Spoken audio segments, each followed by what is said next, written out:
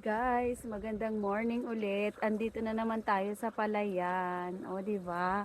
Ang bango at ang ganda na ng nagsisibol na ang mga palay, o. Di ba? Nakikita nyo ba? Ang ganda. Maagang maaga kasi ako ngayon. Pero, ang saya. Ayan. Wala na yung mga crawfish, pero may tadpole dun, oh. May frog. Oh, di ba? May frog. Ang liit.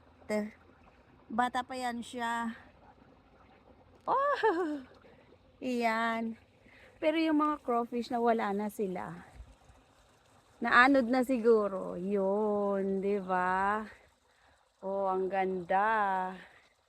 Ganda ng paligid. Pero ngayon guys, hindi blue ang sky. It's